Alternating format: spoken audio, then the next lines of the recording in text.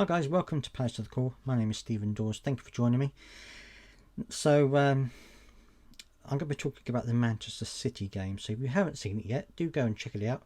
Do go and listen to it or watch it or however you normally do, and come back and listen to what I've got to say because I will be spoiling it. It was a bad day at the office. I'm not going to sugarcoat it. And I'm not going to go into the whole ins and outs of everything that happened because I think we all know what happened. But it was one of those games. We had Chris Richards back. We had Maxence Lacroix. He was back after his head injury, and we had Jefferson Lerma in there for Mark Gahey, who of course was suspended. When we had Kamada in with Wharton in the middle, which I was a little bit concerned about, but he didn't have a bad game in the previous game, so I thought we'd give him the benefit of the doubt.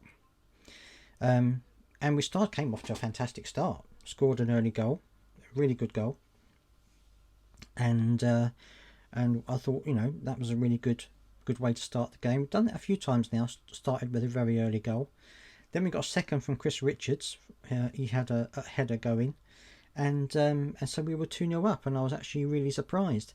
I think what happened was we caught Manchester City off guard. They hadn't quite set yet. They hadn't quite got into the mood of the game, into the rhythm of the game, and we'd caught them on the blind side and managed to get 2 good goals in there. So I was really pleased by that early start. But of course then Manchester City started to enforce their will on the game. I knew it was going to be a high possession game for Man City. I knew that was going to be the case. And really from that point onwards, we were kind of trying to. I mean, we did actually get a third goal disallowed, an Eze goal that was disallowed for offside. And I think if that goal had gone in and made it 3-0, I think things might have been a little bit different. But it was disallowed for offside, and at that point, I felt that we were kind of starting to feel the force of Manchester City on us. And there's no doubt about it. Kevin De Bruyne had a huge impact on that game, had a huge impact on the goals, and was instrumental in their fight back. And so by the time you get onto the second half of the game, we were already starting to feel the presence of Manchester City. And I think one of the problems we had, and this is not an excuse, it's not anything to say this is the reason why we lost, because Manchester City, they are the reigning champions. They're not going to win it this season, but they've really been on a good footing the last few weeks. Last few games they've managed to turn things around from their poor performance early on in the season, and they're firing on pretty much all cylinders now. So it was always going to be a tough ask for us to do this. And also, I've said this in the last few games, or a few games before this one, we've looked like we haven't been playing as well as we could, but we've still been winning, or we've still been getting a draw. And I felt that this was perhaps a step too far for us, that meeting Manchester City at a point where we're not perhaps 100% isn't a very good idea, because obviously you're going to get a lot of attacks against you. And I think we were found out a little bit in this game by not quite being 100%. I mean, when you look at it, Oliver Glasner said that Chris Richards hadn't trained for about 10 days really before he came back into the squad. Maxence Lacroix hadn't trained for about a week because of his head injury. So they're not 100%. You've got Jefferson Lerma coming from Mark Gahey. Now Jefferson Lerma's he's good in that area. He's good at the back. He does work incredibly hard. But I think we missed Mark Gahey as well. Then you have Kamada in the middle, who I don't think really should have been in there from the beginning. I think it probably should have been Hughes. The Hughes has been used as a sub, so maybe he's still not 100% himself. But so I think a lot of those things contributed to our downfall really, and also of course there was the substitution when he took off Mateta and put on Will Hughes. Now a lot of people were very surprised about that, especially taking off of Jean-Philippe Mateta. And Oliver Glasner said in an interview afterwards that he made a mistake, not a mistake in substituting Jean-Philippe Mateta, because he said he wasn't really doing what he should have been doing. He wasn't really on his game. He wasn't going in for the challenges. you know, he wasn't really holding up the ball well enough, and he felt that he would take him off and put somebody else on. Which, you know, you can understand if he hasn't been playing that well, and that's what you're going to do. And yeah, you know, he wasn't his best out there. But again, you know, it's about these moments of brilliance that he can bring, such as Eze. You know, he may not have a fantastic game, but he could score a wonder goal. So a little bit undecided about that, but that's what he said. He said that, you know, that's the reason why he brought him off, because he wasn't quite doing what he was supposed to be doing out there. But Oliver Glasner did say that he'd made a mistake by switching to a 3-5-2 because he felt that you know, that didn't work, and of course that caused further problems for us by conceding the other goals. So it's good that he's admitted the fact that he made a mistake with that.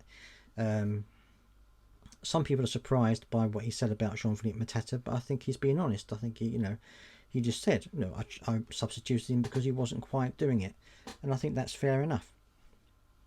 But yeah, so I think there were little things like that, little tweaks which didn't work out. I think the fact that we weren't 100% didn't work out. The fact that we met Manchester City on a bit of an up, of course, as well didn't help, because Man City played well. You know, their counter-attacks were really good. And even though it wasn't necessarily all one-way traffic, we did try and get forward. You look at the goals, and we were a little bit all over the place at the back. And we weren't really as set, weren't really as regimented as we have been before. And I think part of that is because of the whole situation with the injuries that we've had and things like that. Not that we're looking for excuses, but I think that's probably one of the reasons you could say about it. And also, of course, you know, we're not going to win every game. You know, if we did that, we'd be league champions, and that's not going to happen. We haven't, you know, we're not going to be winning the Premier League here. So losses against big teams are unfortunately going to happen. Our last big loss was to Arsenal. This is Manchester City. So, you know, these are two teams where if you're going to have a big loss, it's probably going to be to a team like that. So, you know, there were issues surrounding the game, and I think it's probably best that we just kind of draw a line under it and move on to the next game. We've got a couple of really tough games coming up, and so I think that we're going to need to be back on our front foot again. As I said, we haven't quite been hitting our stride in the last few games, so I'm hoping that this will give us a bit of a knee up and get us refocused on what we need to do. So I'm hoping that's going to be the case. I mean, whether Jean-Philippe Mateta is maybe the head thing is distracting him or putting him off, or maybe he's just not quite got the confidence going in for those duels anymore at the moment because of what happened. I don't know, but anyway, he's still scoring goals, so I think that it's not all a big loss for him. And so yeah, that's how I think about the game. I'd love to hear your thoughts about it as well, what you thought about the game and how you felt it went. I'm going to quickly address the rumour that's going around about Oliver Glasner going to either RB Leipzig or Tottenham Hotspur. I haven't seen anything about it that would make me believe it's going to happen. I think there's one newspaper in Germany that was talking about him going to Tottenham, but apparently I did read a Spurs paper or a Spurs website that said that it isn't going to happen because Oliver Glasner's renegotiating his contract with Crystal Palace, which I think is probably going to happen. I can't see him going to Spurs. I think that I think he's happy at Crystal Palace. I think he's going to stay. But I say I haven't heard any rumours that suggest it's actually going to happen, or he's going to leave. So I would say it's all a bit of paper talk at the moment and nothing really to worry about. But anyway, let me know your thoughts down in the comment section. As always, I'd love to hear them. And I hope you're doing well, and I'll see you next time.